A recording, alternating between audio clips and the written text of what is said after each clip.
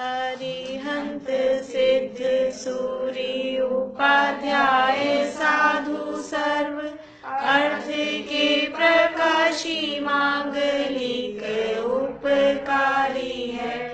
तिनको स्वरूप जान राग ते भई जो भक्ति काय को नवाए स्तुति को उचारी है। धन्य धन्य तिन ही काज सब आज भई कर जोरी बारंबार वंदना हमारी है। मंगल कल्याण सुख ऐसो हम चाहत हैं। हो मेरी ऐसी दशा जैसी तुम धारी है। हो मेरी ऐसी दशा जैसी तुम धारी है।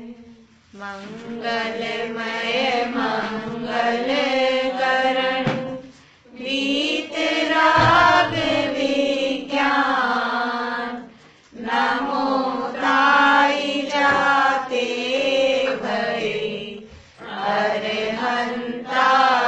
अरहंतादिमान करि मंगल करि हो महान ग्रंथ करण को काज जाते मिले समाज सब पावे निज पद राज पावे निज पद राज।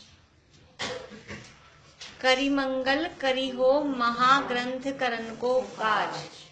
महाग्रंथ करने के लिए मैं ये मंगल कर रहा हूँ।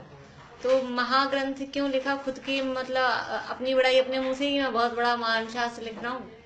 अभी तो लिखना ही चालू नहीं किया, क्या पता महान है कि नहीं है, बिना महान है। तो क्यों कहा कि महान ग्रंथ? क्योंकि सब पंच परमेश्वरी का मतलब वर्णन किया गया, इसलिए वो महान ग्रंथ। उनको पता था कि समाज में इसी तरह की विसंगतियां फैली हुई है, तो मैं उनका निरूपण इसमें करूंगा तो अनेक लोगों का मोक्ष मार्ग प्रशस्त हुएगा। उसका आश्रय लेकर आप आगे बढ़ सकते हैं। निज आत्मा के स्वरूप को समझाया है पंच परमेश्वरी का पंच परमेश्वरी का स्वरूप है इसके अंदर, गीत रागियों का स्वरूप है, इसलिए आप तो खाली ये अपना जो टॉपिक चल रहा है ना उतना ही का बता रहे हैं कि इतना ही नहीं है मोक्ष प्रकाशक खाली पंच। जैनी जो मिथ्या दृष्टि है वो सब जैनी जो छुड़वाया है जो जिन्हें ज्ञानी कहते हैं। ठीक है, आंसर सबके सही है, वो नहीं कैसी कैसी हमारी भूलें हैं उनको तो सबके व्यूज सुन रही हूँ। बोलिए भाई। उनको उस समय उनको ऐसा लगा कि जैनों के लिए कुछ अच्छा कार्य और वीतरागता के बारे में बताना चाहिए। उस हिसाब से उन्होंने ये मोक्ष मार्ग प्रकाश लिखा। बोलो प्रीति। पहली लाइन में मंगल में मंगल कर वीतराग विज्ञान, मंगल करने वाला, मंगल को बताने वाला और विशेष ज्ञान वीतराग विशेष ज्ञान को नमस्कार है, इसलिए वो महान है ही ग्रंथ। उनको नमस्कार किया इसलिए ग्रंथ महान क्यों हुआ?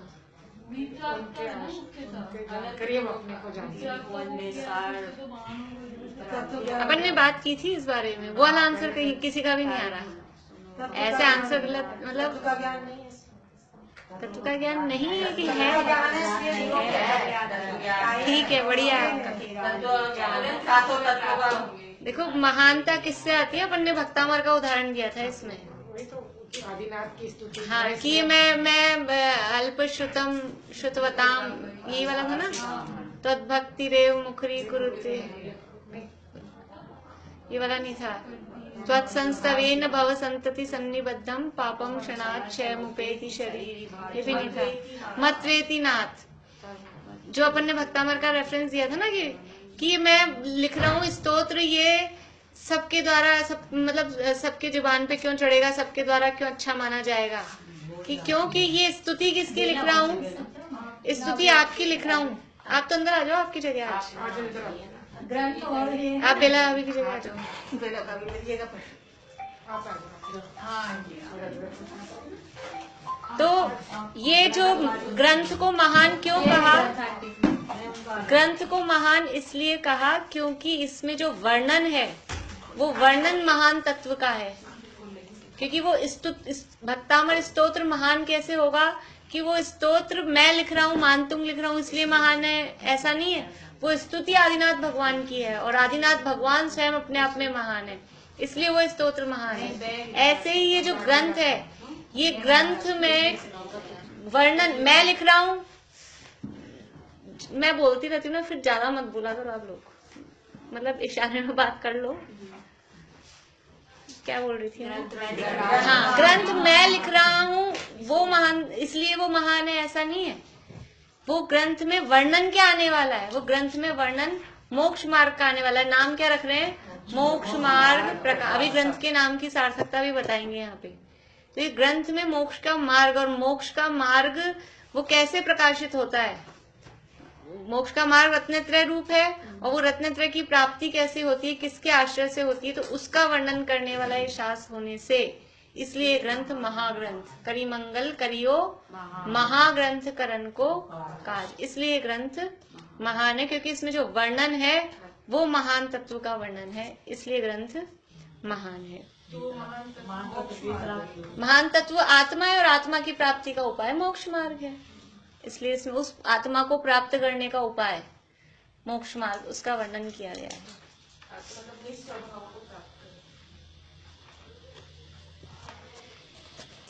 आज सुनाएंगे क्या कोई? अरे ये आचार्य उपाध्याय साधु का सामान्य स्वरूप, अपना बालबोध वाला, ये पूरा इतना सारा नहीं याद हो तो जो बालबोध में दिया है ना शॉर्ट में, कम है उसमें, बालबोध वाला आप सुना रहे हैं, बोलिए।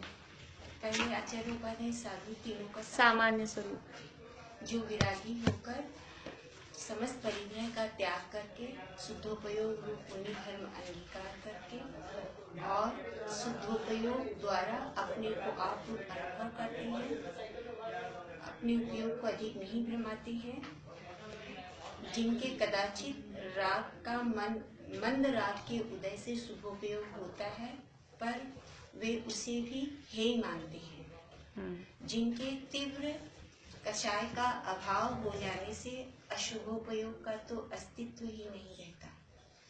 ऐसे आचार्य परमेश जी को हमारा नमस्कार। ऐसे साधु सच्चे साधु, ऐसे सच्चे मुनिराज होते हैं, उनको हमारा बहुत बढ़िया। ये बालबोध वाला जितना भी याद कर लेंगे तो उसमें मेन सारी बातें आ गई है। बाह्य क्रिया जैसे बनती है वैसे बनती है, खींच कर उसको, ये जो पूरा स्वरूप है ना, मतलब इसकी एक एक लाइन भले मतलब याद आप उतना करें, लेकिन एक एक लाइन ऐसी है ना कि मतलब इम्पोर्टेंट है।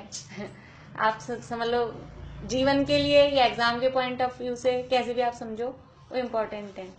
बाह्य क्रिया जैसे बनती है वैसे बनती है, फिर डैश डैश डैश उनको नहीं करते, खींच कर उनको अपने उपयोग को बहुत नहीं भ्रमाते। एक एक शब्द मतलब ऐसे हैं इसके। खींच कर नहीं करते का क्या मतलब है? हाँ, कि जो क्रियाएं उनकी होती है वो उनका जीवन ही ऐसा है, जबरदस्ती उनको कुछ करना पड़े, क्योंकि विशुद्धि जैसी है वो क्रियाएं उसी अनुरूप होती हैं। विशुद्धि है नहीं और जबरदस्ती क्रियाएं करें तो खींचतान हो, पर उनकी विशुद्धि इतनी है, कितनी होती है उनकी? हाँ, 3 कषाय चौकड़ी के अभाव पूर्वक अंतरंग परिणति है और उसके योग्य वो विशुद्धि है। और 3 कषाय का अभाव होने पर ऐसी ही विशुद्धि होती है कि वो 4 जमीन देखकर ही चलते हैं। 28 मूल गुणों के पालन रूप जो क्रियाएं हैं, वो 3 कषाय चौकड़ी का अभाव होने पर विशुद्धि ऐसी ही होगी। कोई कह दे 3 कषाय चौकड़ी का तो अभाव है हमारे, लेकिन अब कोई बात नहीं, देख के चलो चाहे नहीं चलो, सिर्फ क्रिया है, क्रिया से क्या होता है, ऐसा नहीं होता। अगर 3 कषाय चौकड़ी का अभाव है अंतरंग में, तो बाहर में इस तरह की क्रिया, विशुद्धि अगर आपकी इतनी है तो क्रियाएं भी ऐसी। मान लो विशुद्धि नहीं है और क्रियाएं वैसी हो, हाँ, तो क्रियाएं करते हैं तो खींच कर हो रही है ना, फिर खींच कर हो रही है, फिर भी वो सच्चा मुनिपना नहीं है। खाली क्रिया करने से मुनिपना नहीं है, वो खींचतान तो है, इसीलिए तीव्र कषाई है। खींच कर जो द्रव्यलिंगी मुनि वो क्या बोले ये करना ही होगा। चमड़ी उधेड़ दी और नमक मिर्च लगा दी और फिर भी आंख की वो लाल नहीं हो कोना भी। ऐसी कषाय है तो भी तीव्र कषाय है, इतनी हम तो कह रहे हैं मंद कषाय है, मतलब दुनिया तो ये कहेगी कि इतनी मंद कषाय है, लेकिन वास्तव में वो क्योंकि भूमिका नहीं है और भूमिका के बिना जबरदस्ती वो काम किया है, तीव्र कषाय है, जबरदस्ती हो रहा है, खींचतान हो रही है। हाँ, उपाध्याय का स्वरूप कौन बताएंगे? नहीं किया आज? किसी ने भी नहीं किया आज? फिर कब करेंगे? कल तो मैंने कहा था नहीं, कल सुनाएंगे। आचार्य उपाध्याय साधु 3 का ज्ञान की विशिष्टता के कारण 11 के 14 पूर्व के पाठी होते हैं। भाव तो सबको आता है, खैर कोई बात नहीं, बता दीजिए। और प्रज्ञान रहते हुए अपने साधुचर्या का पालन करते और अनेक मुनिराज संघ में मुनिराजों को पठन पाठन का कार्य संभालते हैं। यहाँ क्या शब्द है? हाँ, आपको तो याद है, मेरे को लगा और किसी को चांस दें। बोलिए आंटी। जो बहुत शास्त्रों की ज्ञाता हो, बहुत जैन शास्त्रों की ज्ञाता होकर संघ में पठन पाठन के अधिकारी हुए हैं। एक सेकंड, संघ में पठन पाठन के अधिकारी हुए हैं। समस्त शास्त्रों का सार आत्मस्वरूप की एकाग्रता में अधिकतर मग्न रहते हैं, पर कभी कभी रागांश के उदय से यदि उपयोग स्थिर नहीं रहता है तो उन शास्त्रों को स्वयं पढ़ते हैं, औरों को पढ़ाते हैं। वे उपाध्याय परमेष्ठी द्वादशांग के पाठी। बहुत बढ़िया। ऐसा आप कौन सी करके आओगे? एक बता दो मुझे परिभाषा। नहीं, मैंने तो कह दी पंचपरमेष्ठी करनी है, लेकिन आपकी कल ये एक पक्की हो जाएगी। बस एक पे फोकस कर लो, आप पांचों को एक साथ नहीं करनी। लाइन रखने से अच्छा समझ के लिखते नहीं, तो ऐसे मतलब जो डेफिनेशन ये बच्चों वाली मैं समझ तो आपको सबको आ गई। ऐसे आचार्य उपाध्याय साधु का स्वरूप पंच मतलब सबको आता है, तो लाइन टू लाइन तो खाली अपन को टोडरमल जी के शब्द, और ये तो अपन ने बालबोध से ही पढ़े हैं ना, इसलिए मैं ये वाली कह रही हूँ कि ये तो सबकी मेरे ख्याल से 80% लोगों को बालबोध की याद ही होगी। थोड़ी सी मेहनत करनी है, कोई कच्ची वच्ची हो गई हो तो आपने नहीं पढ़ी होगी वो। एक ही बात है, 11 एक अंक नहीं हुआ, 14 पूर्व 12वें अंक का ही तो भेद है। 5 भेद किए, लेकिन वो 14 पूर्व मुख्य होते हैं, तो उसको ले नहीं ऐसा नहीं होता, ऐसा नहीं होता। सारे दर्शन के पाठी गंधर थोड़ा ना होते हैं, ऐसा नहीं होता। गंधरों को नियम से होता है, लेकिन औरों को भी होता है। ऐसा भी नहीं, अपन ने बात की थी ना उस समय कि यहाँ तो कहा है ये मतलब मुख्य कहा है, यानी उनकी समझ लो उत्कृष्ट योग्यता बताइए कि 11 अंग 14 पूर्व के पाठी या 2 अष्टांग के पाठी होते हैं, लेकिन इससे कम हो अब आजकल के जमाने में तो अब तो कोई होगा ही नहीं। 11 अंग 14 पूर्व का मतलब हो गया 2 अष्टांग मतलब शुद्ध केवली। ये बात भी उस समय अपन ने की थी, क्योंकि वो 14 पूर्व 12 अंग का बहुत बड़ा हिस्सा, 5 भेद भले ही हैं, लेकिन वो बहुत बड़ा हिस्सा अपने आप में समेटे हुए हैं, तो वो 14 पूर्व बोलने से 12 अंग कवर हो जाता है। बोलने में पूर्वों को हाईलाइट करने के लिए 14 पूर्व कर देते हैं। हाँ, पूर्वों को हाईलाइट करने के लिए 14 पूर्व बोल देते हैं, इसलिए। और फिर किसी किसी को ऐसे होता है ना 11 10 पूर्व के धारी पाठी होते हैं।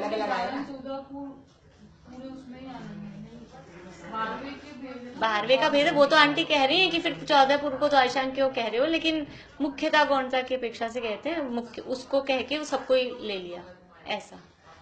11 अंग 9 पूर्व का ज्ञान तो मिथ्या दृष्टि को भी हो जाता है, इसलिए वो 14 पूर्व को हाईलाइट किया कि पूरे 2 अष्टांग का, इसलिए 14 बोल दिया वहां पे इस हिसाब से। ये शब्द इसलिए कि ये टोडरमल जी के मूल शब्द हैं, और एक एक शब्द हाँ, इसलिए 25 गिनाने के लिए 11 अंग 14 पूर्व लिया। यूं 12 बोल देते तो 12 ही रह जाते, इसलिए ऐसा है। तो ये मूल शब्द भी सेट अप, क्योंकि अपन अपने मन से बोलेंगे ना तो परिभाषा नहीं बनेगी। ऐसे अपन मतलब कभी भी एक सी नहीं आएगी, फिर मन से जो भी बोलेंगे वो अलग अलग अलग अलग ऐसी आएगी। जैसे ये अपना स्मारक वाला है या किसी और का पढ़ेंगे तो भी यही होनी चाहिए, यही है जहाँ तक है मेरे हिसाब से, यही है। हाँ, पर वो तो सेम ही है। वो तो कोई वो तो कोई का के मतलब ऐसे कोई फर्क नहीं है। बस वो क्या है फिर पेज नंबर वो मोटा इसलिए फॉन्ट साइज का शुरू में ज्यादा पेज हो गए, शुरू में ज्यादा पेज हो गए, उसमें 2-3 अपनी बातें लिखी, नया छपा है तो सबने अपनी अपनी लिखी है, और वो फॉन्ट साइज में उसमें थोड़ा फर्क पड़ जाता है।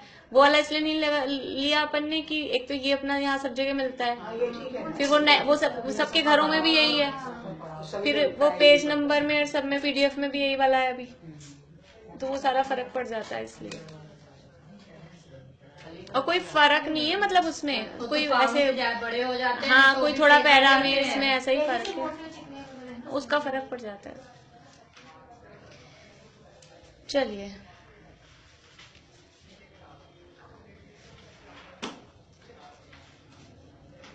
बीसी शंकर के नाम कौन सुना रहे हैं? आपने नहीं सुना है अभी तक? सुना। इस बैग को इधर रखवा दो यहाँ, आपको अभी काम नहीं आ रहा हो तो।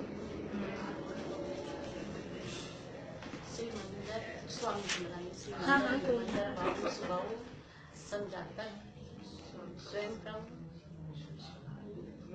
वृषभानन और अनंत वीर सूर्यप्रभ वज्रजंग विशाल कीर्ति वज्रजंग वज्रजंग नहीं वज्रधर वज्रधर चंद्रानंद चंद्रबाहु फिर भुजंगम ईश्वर नेमिप्रभ वीरप्रभ वीर से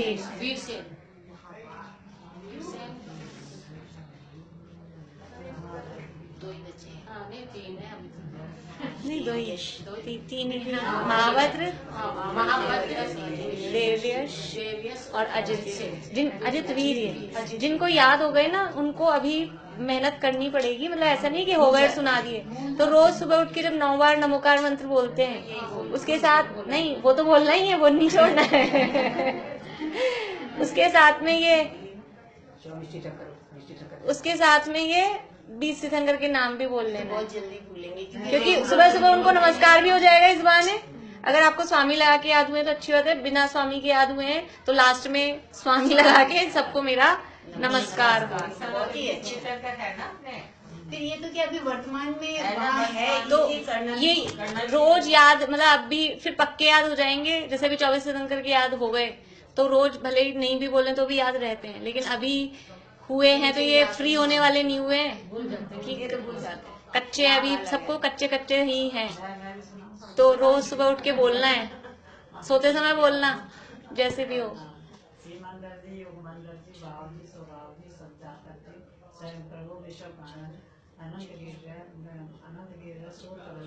विशाल कीर्ति वज्रधर चंद्रानंद चंद्रबाहु भुजंगम ईश्वर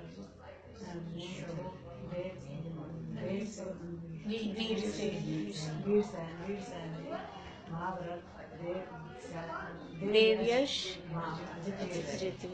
बढ़िया। चलिए, अपना प्रकरण क्या चल रहा है? अरहंतादिक। देखिए पेज नंबर 8 पे मंगलाचरण करने का कारण तो आ गया था, लेकिन थोड़ा सा वापस ऊपर चलेंगे। पेज नंबर 8 पे पहला पैरा ऊपर, तथा 8 ही है ना, पेज नंबर सेम है ना। तथा वे अरहंतादिक ही परम मंगल हैं और उनमें भक्ति भाव होने से परम मंगल होता है। किसका होता है? उनका होता है कि अपना होता है?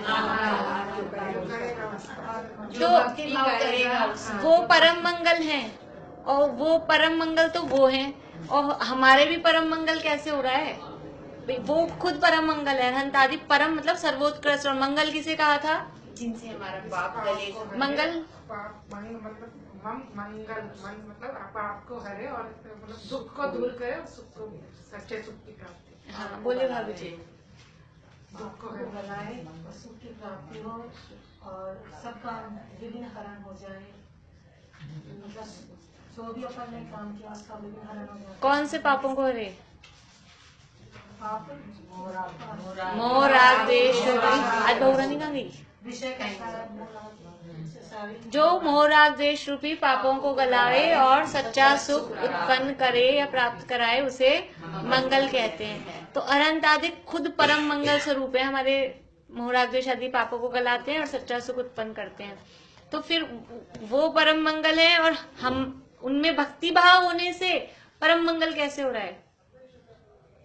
क्योंकि वो विशुद्ध भावों से हम करेंगे इस्तेमाल आदि, और वो विशुद्ध भाव हमारे जो है वो हमें शुद्धता का कारण बनेगा। बढ़िया, क्योंकि वो जो उनमें भक्ति भाव हो रहा है ना, वो भक्ति भाव तो शुभ भाव है, वो मंगल स्वरूप नहीं है, लेकिन वो जो शुभ भाव है वो हमारे शुद्ध परिणाम का कारण है। और दूसरी बात कि उनका मंगलपना तो उनके काम का है, वो हो गए, वो तो तर लिए, तिर गए, लेकिन हमारे उनको भक्ति भाव करने से हम खुद अपने स्वरूप को पहचान कर हम संसार से पार होने की कला उतर जाएं, तो ये हमारा तो मंगल इसी में है। इसलिए हमारा परम मंगल, सर्वोत्कृष्ट मंगल तभी हो रहा है क्योंकि उनको जाने बिना, सच्चे देव शास्त्र गुरु का निर्णय करे बिना मोक्ष मार्ग का प्रारंभ हो नहीं सकता। क्योंकि सच्चे देवशास्त्र गुरु का निर्णय से ही ग्रहित मिथ्यात्व छूटता है। जब तक सच्चे देवशास्त्र गुरु का निर्णय नहीं है तो भले ही यहाँ आते रहें तो भी ग्रहित मिथ्यात्व छूटा नहीं है।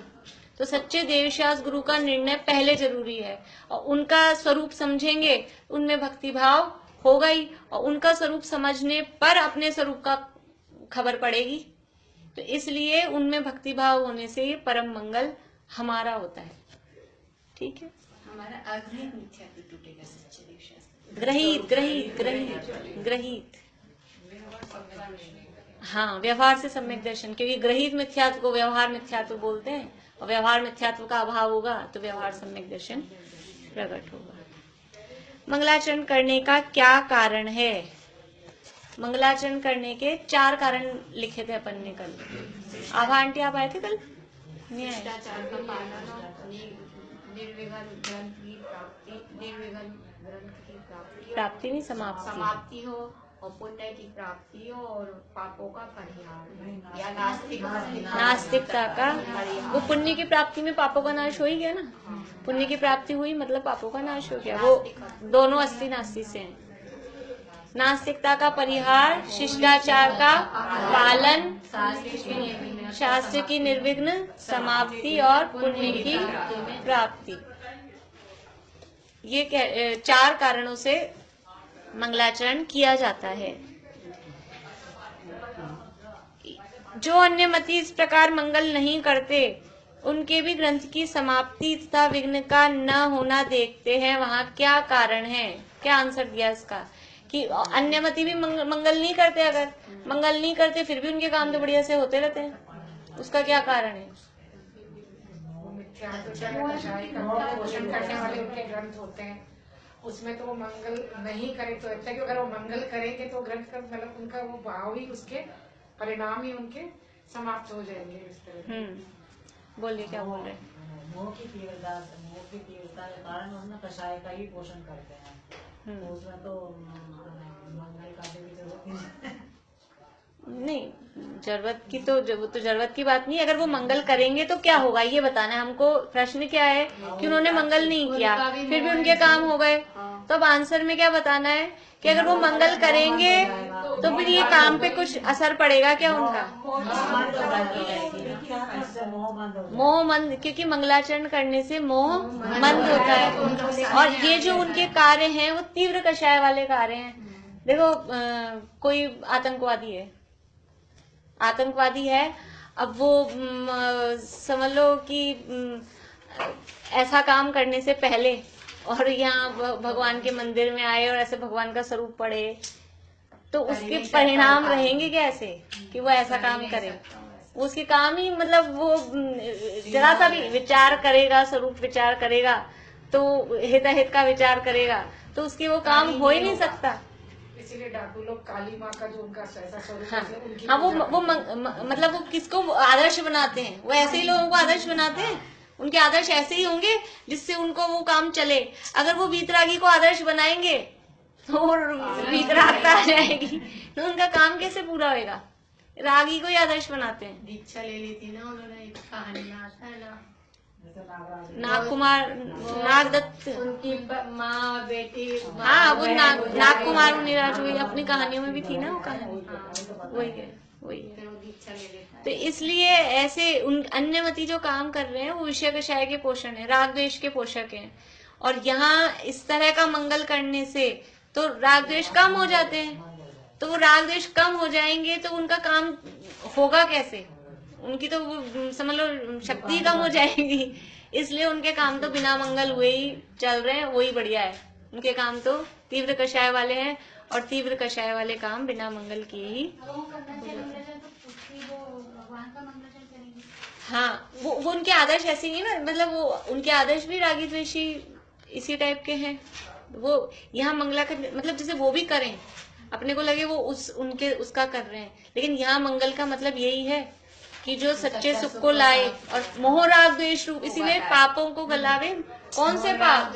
मोह राग द्वेष। हिंसा झूठ चोरी कुशील नहीं लिया, मोह राग द्वेष। क्योंकि कदाचित हिंसा झूठ चोरी कुशील का परिग्रह का निषेध वो भी कर दें अन्यमती वाले, जबकि ऐसा नहीं है। वो तो कुशील का भी पोषण करते हैं और समझ लो हिंसा का भी पोषण करते हैं, सबका ही अलग अलग। देखो आप कृष्ण के उस भक्ति में चोरी का पोषण, मक्खन चुरा चुरा के खाएंगे, और कुशील का पोषण रासलीला रचाएंगे, और परिग्रह वरिग्रह तो है ही सारा का सारा पूरा। और हिंसा भी 100 तो पाप माफ करूंगा, वो किसके लिए कहा था ना उन्होंने? हाँ नहीं, जयद्रथ इसमें नहीं था, शिशुपाल। 100 पाप तो माफ करेंगे और फिर 101 होते ही तो ये हाँ फिर माफ कहाँ किए, तुम लोग गिने जा रहे थे इसके कि 1 हुए 2 गिनते जा रहे थे। फिर पहला होते ही पहला माफ कर दिया तो 0 हो गई ना, गिनती 0 हो गई कि नहीं? फिर 100 हुए कैसे? माफ किया होता तो 100 होते कहाँ से? पूरी हुई बात पहला हो गया, पहला माफ कर दिया तो 0, फिर दूसरा को वो पहला ही तो होएगा। लेकिन उन्होंने माफ किया कहाँ, जब तक 100 हो गए उनके, और फिर उसको मार दिया। तो हिंसा का पोषण 5 पापों का पोषण है। इसलिए वो मंगल नहीं है वास्तव में, वो मंगलकारी भी नहीं है। मंगल में मंगलकरण ही वीतराग विज्ञान ही है। आत्मस्वरूप अपना द्रव्य स्वभाव रूप वीतराग विज्ञान तीर्थंकर प्रकृति का बंध कैसे हुआ? अपने यहाँ ये स्वरूप नहीं है, और वो प्रकृति का बंध तो निमिनाथ भगवान के समर्षण में हुआ ना। और अपने यहाँ तो ये कहानी आती भी नहीं है, ये 100 पाप माफ करने वाली, तो उधर की चलती है। रासलीला वगैरह की कहानियां भी अपने में नहीं कुछ भी नहीं आई। नारायण अपने यहाँ कोई है। नारायण थे तो नारायण के अपने आप ही कितनी 16,000 रानियां होती हैं उनकी, उतनी होंगी। रामचंद्र जी के 8,000, बलभद्र के 8,000, नारायण के तो ये जैसे रामचंद्र जी के 8,000 है, पर तो इतना विरोधाभास कैसे हो सकता है कि वहाँ मर्यादा पुरुष करके सिर्फ एक पत्नी का बताया है और आगे 8,000 वो तो काल्पनिक है। और ऐसे ही अपने भगवान महावीर को अपने ब्रह्मचारी बताया, और उन्होंने दूसरे वालों ने बिल्कुल इतना विरोधाभास कैसे हो गया कि उन्होंने मतलब शादी करके बताया गया। देखो, उनको जिसको जिस चीज का पोषण करना होता है ना, वो उसी चीज को बता दे, मतलब उसका पोषण करता है। का प्रस्ताव आया, इसका महावीर भगवान का प्रस्ताव आया, उनको वितराग का उसी वक्त होगी, उन्होंने वो कर लिया कि नहीं मुझे तो नहीं, यहाँ तो जो भी प्रस्ताव में उन्होंने वो शादी बता दी। जो भी जैसे वो भाई भी बताते हैं, बच्चा तक बताते हैं। बच्चा नहीं, अपने यहाँ वो अकेले इकलौते होते हैं तीर्थंकर। पाठ में बताते हैं, स्कूल में बताया।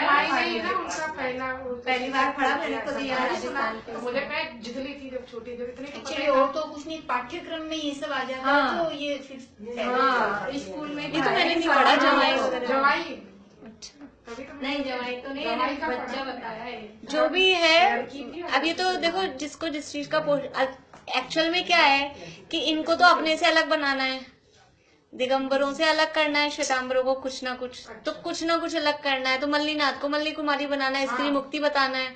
तो 24 तीर्थंकरों में किसका नाम ऐसा है जो स्त्रियों से मिलता जुलता है? और हर किसी का तो मिलता नहीं है। तो मल्ली नाम में थोड़ा ऐसा हो सकता है कि इधर भी कर दो, उधर भी कर दो, कहीं भी कर दो। तो मल्ली कुमारी बना दिया उन्होंने। उनको अपना ये पोषण करना, उनको जैन मतलब दिगंबर ग्रंथों से, दिगंबर आमना से कुछ अलग बताना है। तो हम अभी वर्तमान शासन नायक कौन है? महावीर भगवान है। तो उन्हीं के ही समझ लो जीवन में परिचय में उन्होंने फेरबदल किया इस तरह से। और पार्श्वनाथ तक तो वो मानते हैं सचेलक थे, यानी वस्त्र सहित थे। और महावीर के भी वस्त्र थे, लेकिन महावीर के बारे में पुराण इतिहास में भी ये सिद्ध हो गया है कि वो दिगंबर ही थे। तो फिर क्या करें? तो फिर उन्होंने कहा कि वो जो तपस्या कर रहे थे तो उनके वस्त्र इतने जीर्ण शीर्ण हो गए कि फट गए। तो फट गए और पेड़ में अटक गए और फिर फट गए, फिर उन्होंने लिया ही नहीं। मतलब फिर उनकी इतनी दरिद्रता आ गई थी तीर्थंकर जो उनके वस्त्र ऐसे जीर्ण शीर्ण हो जाए और फिर पेड़ में अटक के फट जाए। मतलब ऐसे ऐसी लगती है ना बातें। हाँ, मतलब उन्होंने सबको ही वस्त्र में ही गिना है। हाँ, कि पार्श्वनाथ तक तो बस इसीलिए अपनी जो अपन बोलते हैं ना, तो जो पार्श्वनाथ भगवान का आएगा उसमें तुम हो अचेलक पार्श्व प्रभु वस्त्रादि सब परित्याग कर। वहाँ पार्श्व प्रभु को अचेलक इसलिए कहा क्योंकि वो लोग सचेलक मानते हैं। सचेल मतलब कपड़ा, इसलिए उस चीज को हाईलाइट किया। और हे पाणी पात्री वीर जिन, क्योंकि वो मानते हैं कि भगवान वो बर्तन लेके करते थे। महावीर भगवान से ऐसा मानते हैं क्योंकि वो बर्तन वाला पोषण करते हैं ना, लेके जाते हैं। इसलिए उसमें शब्द लिखा है हे पाणी पात्री, कर पात्र में हार, पानी यानी हार थे। अपने गुरुदेव तो जैसे श्वेतांबरों से आए थे, तो उनको ये सब उन्होंने फिर चेंज किया या क्या? उनको लेना देना ही नहीं था। चेंज तो चेंज क्या मतलब? अपना ज्ञान चेंज किए तो और क्या? उन्होंने देखो श्वेतांबर थे और श्वेतांबरों में इतनी ऊंची पोस्ट पर थे कि बहुत मतलब सब भगवान जैसा पूछते थे उनको, इतनी ऊंची उस पे। हाँ, श्वेतांबरों में इतने, क्योंकि उनकी विशुद्धि वहां भी बहुत थी। वो श्वेतांबरों में भी खाली दिखावे के लिए उनके महाराज नहीं बने हुए थे, अंदर से उनके वैराग्य बचपन से ही था। वैराग्य प्रवृत्ति के कारण ही वो उन्होंने वहां दीक्षा ली थी और फिर दीक्षा लेके अध्ययन करते थे। उनके सारे शास्त्र पढ़े हुए थे उनके, श्वेतांबरों के जितने हैं। फिर किसी ने कोई दिगंबर कोई होंगे, या समझ लो कोई को दिगंबर शास्त्र मिल गया होगा समय साथ, तो वो नाम भी आता है उनका, मुझे ध्यान नहीं आ रहा। तो समय सार ला के दिया गुरुदेव को, और जब गुरुदेव ने समय सार पढ़ा, वहां के सारे शास्त्र पढ़े हुए थे और ये पढ़ा, जब उनको समझ में आया कि ये तो सारा ही गड़बड़ है मामला, और उनको मतलब खुद का पढ़ा हुआ होता है तो सही गलत का निर्णय, चौथी क्लास पास थे केवल, और फिर भी उन्होंने सही गलत का निर्णय किया। उसके बाद मोक्ष मार्ग प्रकाशक हाथ लगा, फिर बुरा बताते हैं उसको कि उनने कितना गलत है। उनके तो प्रवचनों में आप सुनो, जहाँ ये श्वेतांबर मत का प्रकरण आ जाए तो फिर वो पूरी पोल पट्टी खोलते हैं, खोल देते हैं, फिर पूरी खोलते हैं। तभी तो श्वेतांबरों ने कहा था, बोले कि आप चाहे दिगंबर धर्म पालो लेकिन पट्टी बहुत वो आप युगल जी बाबूजी की वो लो रोको तूफान चला रहे कविता पढ़ो, सुनो। कभी गुरुदेव की वो होती है ना जयंती हो, उसमें सुनाते हैं कभी ना कभी, बैठना चाहिए, सुनना चाहिए। जिनको नहीं है ना परिचय, उन लोगों को तो विशेष रूप से। तो ऐसे ऐसे प्रलोभन दिए और ऐसी ऐसी धमकियां दी, मतलब समझ लो कि तुम्हारा रोटियां नहीं देंगे, और ऐसी जान से मारने तक की भी धमकी थी। और या फिर ऐसा प्रलोभन, तुम यहीं रहो तो फिर तुमको कहाँ पहुंचा देंगे, और कोई पुज रहा हो किसी जगह थोड़ा बहुत भी, वो छोड़ना उस जगह को कितना मुश्किल होता है। हाँ, और उन्होंने वहां की पूरी सारी वो छोड़कर, वहां मुनि थे और यहाँ अविरति श्रावक, और कोई दिगंबर वाला तो कोई साथ था ही नहीं। और श्वेतांबर में भी कौन आने वाला है, अकेले निकल, हाँ अकेले निकल गए। समय सार को देखा जाए तो इन्होंने ही सबको गड्ढों में बैठ के पढ़ा उन्होंने, शायद समय सार का इतना मर्म उन्होंने ही समझाया, क्योंकि उससे पहले यहाँ बस गोमट सार या तो पुराण चलते थे, या फिर गोमट सार का मर्म भी समय सार पढ़ने से समझ में आता है, और समय सार का मर्म गोमट सार पढ़ने से समझ में आता है। ऐसा नहीं कि कोई एक ही पढ़ने, दोनों एक दूसरे के पूरक हैं। लेकिन जिन्होंने पहले से समय सार पढ़ रखा है, वो अगर गोमट सार पढ़ते हैं तो महिमा आती है समय सार की भी और गोमट सार की भी। और जिन्होंने पहले से गोमट सार पढ़े हुए थे और वो समय सार पढ़ते हैं, तो भी उनको दोनों की महिमा आती है कि वो गोमट सार का जो मर्म खाली ऐसे ही ऊपरी ऊपरी आ रहा था, वो समय सार पढ़ने से समझ में आता है। 4 लाख इसलिए मुख्य है, ऐसी गोली मतलब गुरुदेव की तो विशुद्धि कुछ अलग थी, पिछले जन्म से ही उनकी वो विशुद्धि। हाँ, वो समझ लो पिछले जन्म का ही उनका वो संस्कार सारे थे। हाँ, तो वो जो उनका पूरा पढ़ा हुआ था, फिर यहाँ देखती तो निर्णय हो गया, उनको समझ में आ गया इतना बड़ा धर्म परिवर्तन का निर्णय और इतनी ऊंची साधना आदमी धर्म परिवर्तन करता है ना, कुछ फर्क नहीं पड़ता। हाँ तो लेकिन समाज में कोई फर्क नहीं पड़ता इतना, लेकिन इतनी बड़ी पोस्ट वाला व्यक्ति धर्म परिवर्तन कर ले, इतनी बड़ी पोस्ट पे जो अभी है, तो क्या पूरे तहलका क्या स्थिति हुई होगी उस समय की, आप कल्पना करें अपन। तब तो उस समय जितने भी ये समाचार पत्र गजट वजट जो भी निकलते थे, या तो गुरुदेव के फेवर में बोलते थे या उनके विरोध। बस यही था, यही चल रहा था और कुछ भी नहीं था। और जैसे पट्टी वाली बात, वो पट्टी उस ग्रहित मिथ्यात्व का प्रतीक थी, क्योंकि वो उसका चिन्ह थी और उसमें वो उनके मुनिपने का चिन्ह थी और हाँ उसका वो हो रहा था ना, वो उसका चिन्ह होती है। उनमें पट्टियों में एक तो ऐसी होती है, एक ऐसी होती है, वो चिन्ह होता है ये ऐसी वाली कौन है और ऐसी वाली कौन है, तो वो पट्टी लगा के रखेंगे। तो ऐसा भी उनको कहा आप ये पट्टी मत हटाओ, आपको जो पोषण मतलब जो बोलना है वो सुनाओ दुनिया को।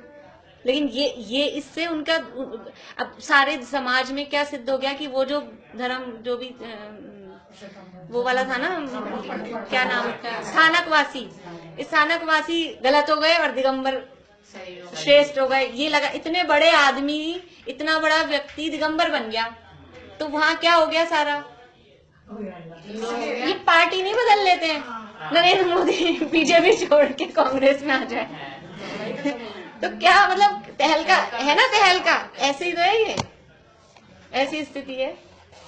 चलो अपनी विषय वो नहीं है पर गुरुदेव की बात आ जाती है तो थोड़ा चलो। अच्छे आदमी गए थे टाइम्स ऑफ इंडिया के दिल्ली में, वो गए थे, भाई देखते हैं वहाँ जाके वो भी बन गए, वो हर आदमी देखता है इनके क्या बात है, इनके जो जाता है जो अपने यहाँ के भी बड़े बड़े विद्वान जो फूलचंदी सिद्धांत शास्त्री और ये लोग भी, बहुत सारे लोग यही सोच के कि देखें क्या होता है और हम विरोध करेंगे जाके, तो लोगों ने ऐसे जगा दिए कोई जादू कर देते हैं कि जो जाता है वो उनका योगित रह जाता है।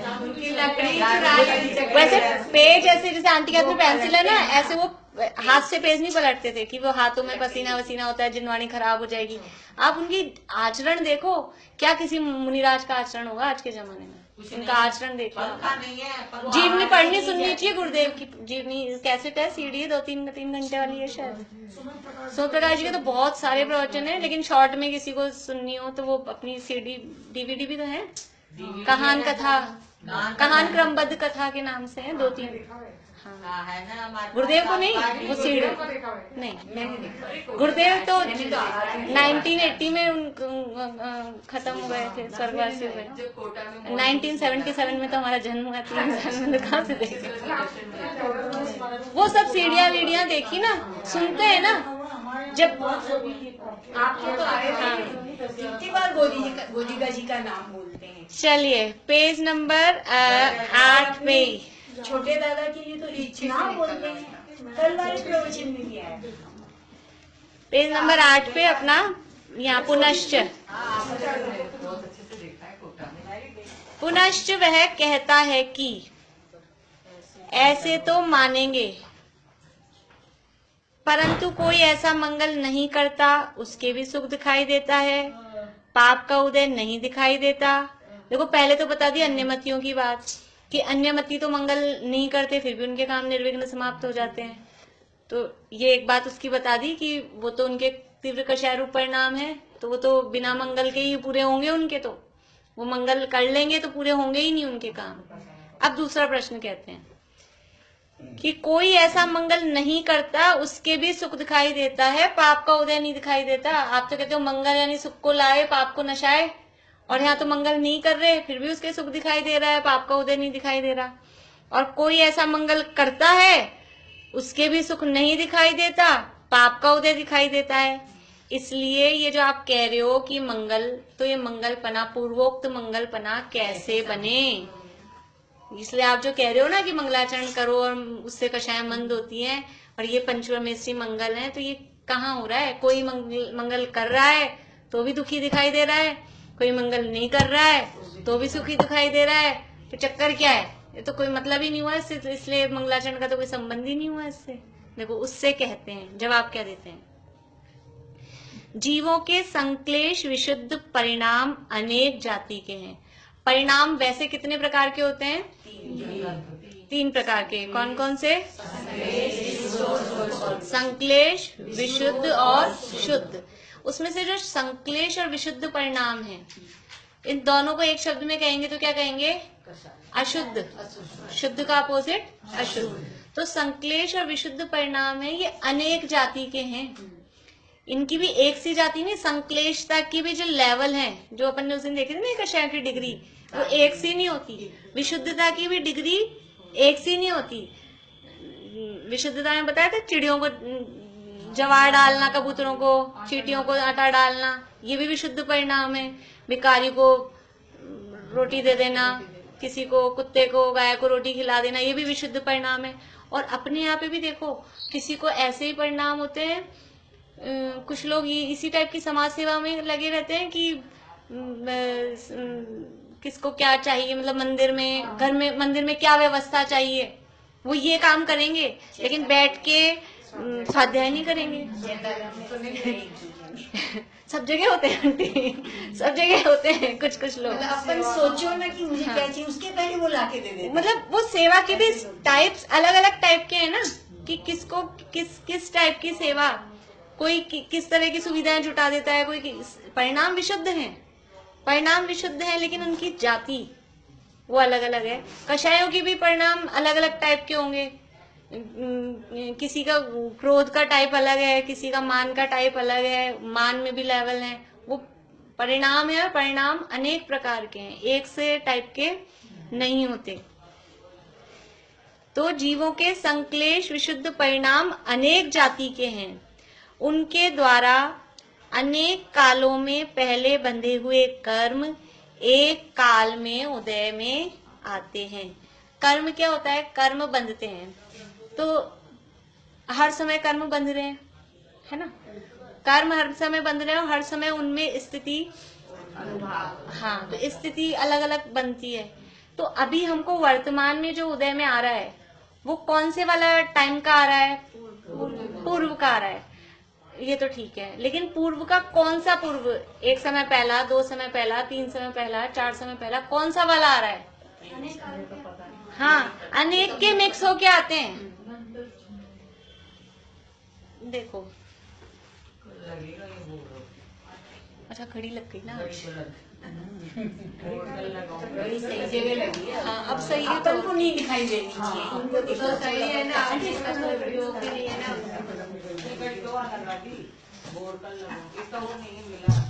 बोर्ड वैसे सामने इधर ठीक है।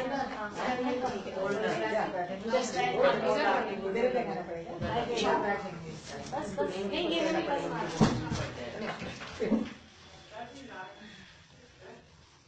देखो, कर्म बंधते हैं ना। अभी जैसे ये अभी ये पहला समय, पहले समय पे समझ लीजिए कि बंदे निषेक निषेक तो डिसाइड होता है। अभी परमाणु अपन देखते हैं, परमाणु से बात कर लेते हैं। अभी बंदे हैं 100, फिर दूसरे समय में भी बनेंगे 100, तीसरे समय में भी 100, ये 5 समय तक 100 बनते जा रहे हैं, ठीक है। और कर्मों में एक होता है अबाधा काल, सुना है आप लोगों ने? किसने नहीं सुना?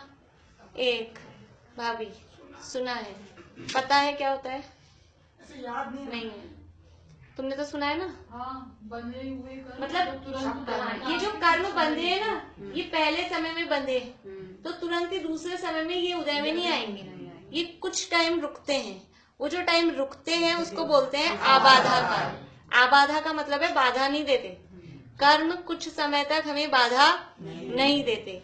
तो ये जो समझ लो 5 समय है, ये जो इनकी स्थिति है, स्थिति भी बन रही है 5 समय की, है ना। तो ये 1 2 3 4 और ये 5 समय, 5 समय में ये उदय में आएंगे। 5 समय की स्थिति मतलब 5 समय तक उदय में आएंगे। और अबाधा, 1 समय की अबाधा और है, तो ये एक अपन 6 और लिखते हैं। 1 समय की अबाधा है और 5 समय की स्थिति है। समझ में आ रहा है? 1 समय हो गई आबाधा और स्थिति हो गई है 5 समय की, ठीक है। 5 समय के बाद उदय में नहीं आएंगे, 5 समय तक उदय में आएंगे, 1 समय के बाद आएंगे। 1 समय की अबाधा एक्चुअल में कभी नहीं होती, एक्चुअल में कभी नहीं होती, लेकिन उदाहरण में अपन उसको छोटा करने के लिए ले रहे हैं, है ना। मतलब एक समय तक कोई भी उदय में नहीं अभी आएगा। हाँ, और ये जो 100 बंदे हैं, ये 100 के 100 एक, क्योंकि अब 5 समय तक उदय में आना है, तो पहले समय में कितने आ जाएंगे 100। अगर पहले समय में 100 आ जाएंगे तो फिर 2, 3, 4, 5 समय में क्या आएंगे, पहले मतलब ये फर्स्ट ये, तो थोड़े थोड़े आएंगे। तो वो थोड़े थोड़े कितने आते हैं ये भी फिक्स होता है कि पहले समय में समझ लो आप, अपन मान लेते हैं 30, फिर 25 लगाना, देखो जोड़ 100 हो जाएंगे, फिर 20 किए, 50, 25, 75 हो गए, अब 15, फिर 10 पूरे हो जाएंगे, हो गए ना 50 और 25 और 25 100 हो गए ना पूरे। ऐसे अपन डिवाइड कर लेते हैं 5 समयों में, ऐसे खिलेंगे, पहले में 30, फिर 25, फिर 20, और सब में ऐसा ही मान रहे हैं अपन। वैसे एक्चुअल में ऐसा नहीं होता, सब में एक सा ही होए, अपन सरल करने के लिए मान रहे हैं कि पूरे 5 समय के जो 100 हैं सब में इसी क्रम से खिलेंगे, ठीक है। तो ये पहला समय तो खाली गया, आबादा काल का था, समझ में आ रहा है भाभी।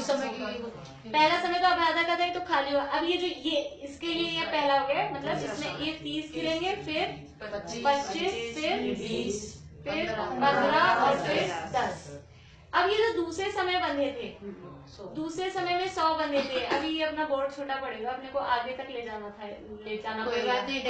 अपन यहीं तक का देख लेंगे, डैश के इधर से ले लो, आप समझ लेंगे ना। अब इस ये तो बंधे ही इस जगह है, ये वाला समय तो इसके लिए था ही नहीं, ये तो दूसरे समय पे बंधे ना, इस वाले समय पे ये और ये समझ रहा है, बनना ही बाद में शुरू है। बनना ही बाद में शुरू है। तो ये समय तो इसका क्या खाली, अब आधा का 25 के नीचे 30, फिर 25, फिर 20 और फिर 15, आगे 10 समझ लेना। अब ये जो बंधे इसके लिए ये 2 समय थे ही नहीं, ये अब आधा का गया, ये 25 और 20, फिर इसके लिए ये खाली गए, ये अब आधा, यहाँ 30 और ये है तो चार्ट एक्चुअल में कुछ और बताने का, जो गोमटसार कर्मकांड की 4वीं 5वीं गाथा है ना, वो है, लेकिन मेरे को कुछ और बताना है इसमें से आपको, पर ये यहाँ जमेगा उदाहरण मतलब पूरा। फिर 5वें समय में ये सब तो थे ही, यहाँ आबादा हुई और ये खिले 30। अब मुझे बताना है, यहाँ लाइन क्या थी अपनी, अनेक कालों में पहले बंधे हुए कर्म एक काल में उदय में आते हैं। अब ये जो अपना समय है, ये 6ठे नंबर का समय, 6ठे नंबर के समय में हमारे ये जो यहाँ टोटल आएगा ना, ये इतने उदय आ रहे हैं। ये जैसे दूसरे समय पे 30 उदय में आ रहे हैं, फिर तीसरे समय में 55 हो गए, 55, फिर 55 और 20 ये हो गए 75, फिर ये हो गए 50 और 25 75 और ये 90 है, और यहाँ हो गए 100। तो अपन ये 6ठा समय देखो, 6ठे समय को समझो, ये तो सब में भी समझ सकते हैं। लाइन क्या थी, अनेक कालों में बंधे हुए कर्म एक समय में। अब ये जो 6ठे समय में 100 कर्म उदय में आ रहे हैं, ये अभी बंधे थे क्या पूरे 100, वो वाले आ रहे हैं क्या? ये पिछले 5 समयों में बंधे हुए कर्म एक समय में आ रहे हैं, समझ में आया? अनेक कालों में बंधे हुए ऐसे अलग अलग, अभी जो हमारा उदय आ रहा है ना, वो एकदम पहले वाला या इकट्ठा किसी समय पर्टिकुलर 10 समय पीछे वाला जो समय था उसमें जो कर्म बंधे वो अभी उदय में आ गए, ऐसा नहीं होता। थोड़े थोड़े थोड़े कर्म अलग अलग समयों के मिलके और वो अभी इकट्ठे होके उदय में आते हैं। अभी तो इतना ही समझना था, फिर कभी वो प्रकरण आएगा तब आपको ये समझ में आएगा। तो वो अलग अलग समय में जो एक समान जाति के कर्म बंधे होंगे उनकी उदय में आएगी, नहीं सबके पार्ट्स भी बढ़ के भी आते हैं। समान जाति बिना समान जाति का कोई मतलब नहीं। जैसे असाता का कोई उदय आया तो असाता के सब मिलके, असाता अपने में अलग है, असाता है, देखो असाता पुण्य प्रकृति की पाप प्रकृति है, पाप प्रकृति है, लेकिन असाता के समय में आप त्रस होगी नहीं हो, मनुष्य होगी नहीं हो, पंचेंद्रिय होगी नहीं हो, ये तो वो पुण्य स्थिति है। लेकिन जो बीमारी आ गई, कहने वाली बीमारी आ गई, वो डिपेंड करता है, ऐसा कोई वो नहीं कि एक जाति का उदय में जैसे एक्सीडेंट हुआ तो उस वक्त हाँ, तो अकेले अभी अपन पर्टिकुलर मतलब 8 7 कर्मों को नहीं मिलाओ, असाता में ही, वेदनीय में तो असाता का ही आ रहा है ना, वो असाता भी कई कालों में बंधी हुई, ये कहना चाह रहे हो आप? हाँ, पर्टिकुलर एक कर्म है तो वो इसी के लिए कह रहे हैं कि कई कालों में बंधे हुए कर्म वो एक समय में उदय में आते हैं। समझ में आई बात? बुढ़ापे में ज्यादा आते हैं कर्म उदय में। ऐसा वो बुढ़ापा खुद अपने आप नहीं, सही बात है, वो असाता का उदय जिस समय उस समय वो फील होता है बुढ़ापा में फील वो हो रहा है। जिनके अगर साता का उदय रहना है, उनकी एज बढ़ने पर भी बुढ़ापा फील नहीं होता है। जैसे जितने भी महापुरुष हैं वो वृद्ध नहीं होते। 84 लाख पूर्व की ऋषभदेव की आयु और 83 लाख पूर्व में दीक्षा ली, यानी 84 साल की कोई आदमी हो तो 83 साल का आदमी वृद्धावस्था के चिन्ह नहीं आते उनके की, समझ लो सवेद। तो वैसे ही तीर्थंकर होने वाले थे तो उनके तो वो होना हाँ, तो सभी महापुरुष, इसीलिए महापुरुष है ना। महापुरुषों के लिए कहा है नारायण हो, प्रति नारायण हो, चक्रवर्ती हो, हाँ, पूरे 63 सलाका पुरुषों के शरीर में वृद्धावस्था की झुर्रियां पड़ रही हैं या फील भी हो रहा हो। और समझ लो तो वज्रशम नाराज सहनन का भी फर्क पड़ता है ना।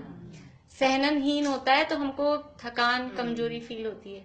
अभी अपने समझ लो कैल्शियम, विटामिन, ये जिनके स्ट्रांग है वो ठीक है, जिनके ये डेफिशिएंसी है, कमी है, तो वो उनके यहाँ दर्द, वहाँ ये इसी से तो होते हैं ये सब। मतलब सहनन का मतलब कहो आप अपने शब्दों में, विटामिन शब्द बोल दो, अपने शास्त्रीय भाषा में सहनन कह दो। सहननहीन है, कमजोर है, इसीलिए तो वो उत्कृष्ट ध्यान नहीं कहा, क्योंकि उत्कृष्ट ध्यान के लिए उतनी एकाग्रता ही नहीं हो पाती। हम इस शरीर से ही इससे नहीं हो पाते हैं। हिलना डुलना ये बाहरी यही नहीं रुकती हैं अपने, इसलिए। अच्छा मीडिया बोल यहाँ से तो मुझे अच्छे से दिखता था, वहां से नहीं दिखता ना। अभी तो सामने ही है, 2-4 मिनट और लेते हैं। फिर से ऊपर से पढ़ते हैं। जीवों के संक्लेश विशुद्ध परिणाम अनेक जाति के हैं, उनके द्वारा वो जो परिणाम हुए थे ना संक्लेश और विशुद्ध, उनके द्वारा अनेक कालों में पहले बंधे हुए कर्म एक काल में उदय में आते हैं। ये जो भी है ना, दूसरे समय पे तो चलो एक ही अपन तो क्योंकि स्टार्ट किया अपन ने, तीसरे समय में 2 समय के आ रहे हैं, चौथे समय में 3 समय के आ रहे हैं। ऐसे अनेक कालों में बंधे हुए कर्म एक काल में, एक समय में उदय में आते हैं। इसलिए जिस प्रकार जिसके पूर्व में बहुत धन का संचय हो, उसके बिना कमाए भी धन दिखाई देता है और ऋण दिखाई नहीं देता। कल जो एक उदाहरण दिया था ना, बेला अभी ने कुछ पूछा था उसके लिए, उसी टाइप का उदाहरण है ये। जिसके पूर्व में बहुत धन का संचय हो, उसके बिना कमाए भी धन दिखाई देता है और ऋण दिखाई नहीं देता, तथा जिसके पूर्व में ऋण बहुत हो, उसके धन कमाने पर भी ऋण दिखाई देता है, धन दिखाई नहीं देता। परंतु विचार करने से कमाना तो धन ही का कारण है, ऋण का कारण नहीं है। देखो जिसके पिछला खूब पैसा पड़ा है ना, लेकिन अभी नहीं कमा रहा, अभी कमाई धमाई कुछ नहीं कर रहा, बैठा है, तो उसके धन दिखाई दे रहा, उसके कोई कर्जा नहीं दिखाई दे रहा, लेकिन उसके अभी धन तो दिखाई दे रहा है पर आ नहीं रहा वास्तव में, है ना। और जो अभी कमा तो रहा है लेकिन पिछला बहुत कर्जा था, तो अभी कमा रहा है तो वो कमाया हुआ चुकाने में ही जा रहा है, तो उसके बचता हुआ नहीं दिखता, उसके तो ऋण दिख रहा है। अभी तो जितना कमाता है वो सारा ऋण में चुका देता है, फिर भी ऋण खत्म नहीं होता, तो ऐसे लगता है इतना अपने कर्जा पड़ा है।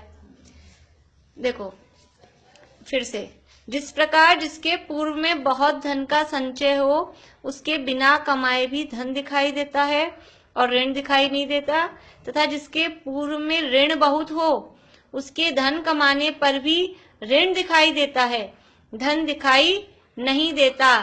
परंतु विचार करने से कमाना तो धन ही का कारण है। जो कमाई, वो जो समझ लो व्यापार धंधा कुछ भी कर रहा है ना, वो तो धन का ही कारण है, उससे ऋण नहीं हो रहा। कोई कहे ये क्या फायदा कमाई करने से, कर्जा तो होता है।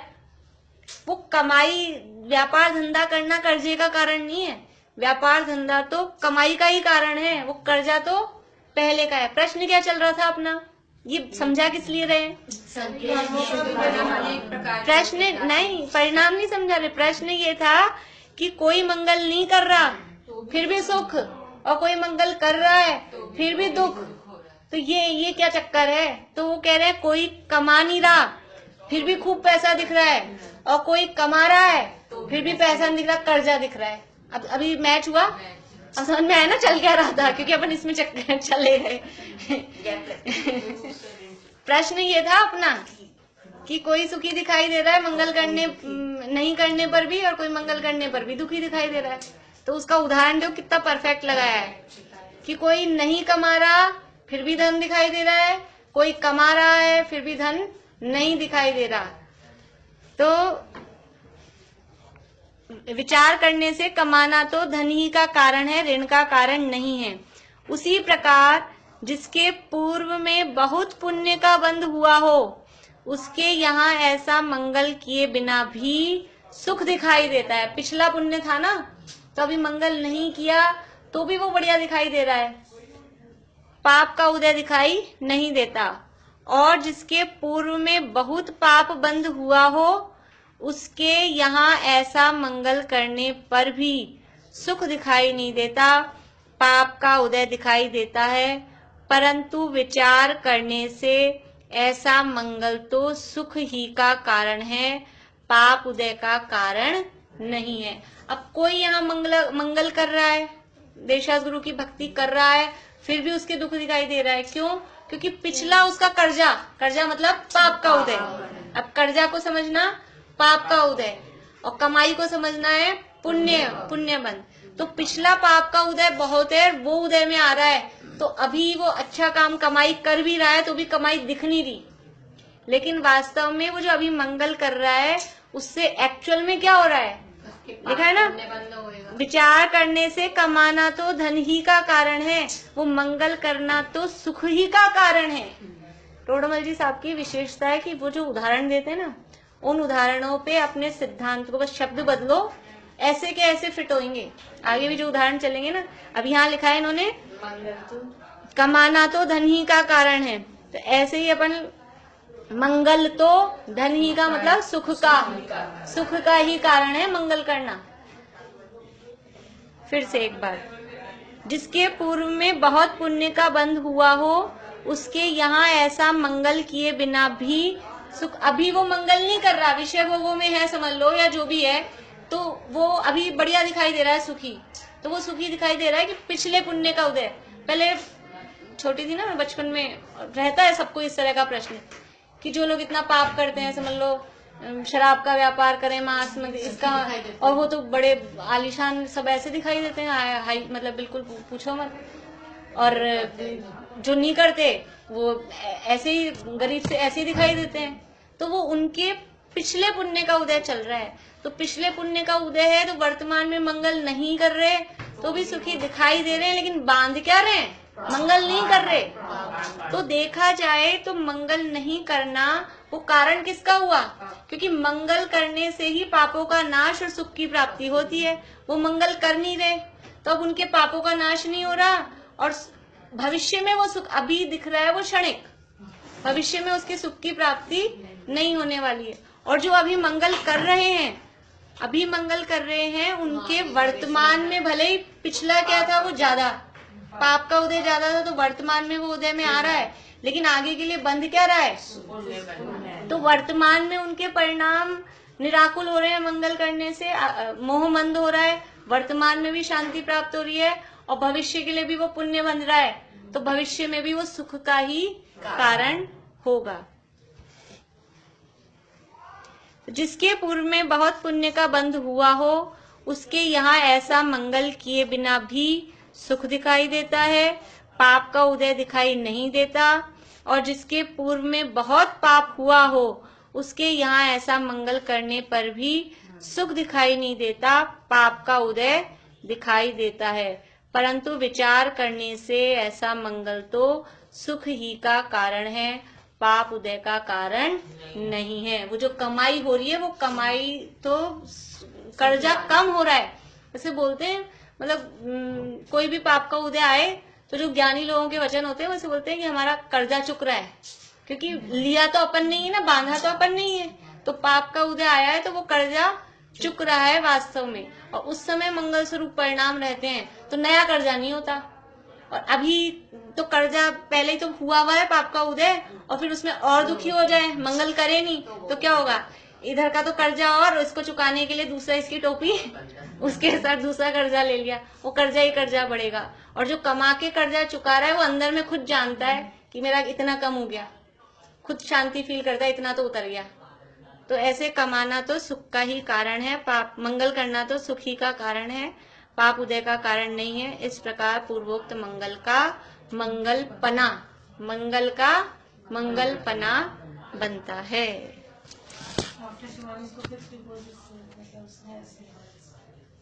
शिवानी का जो होता है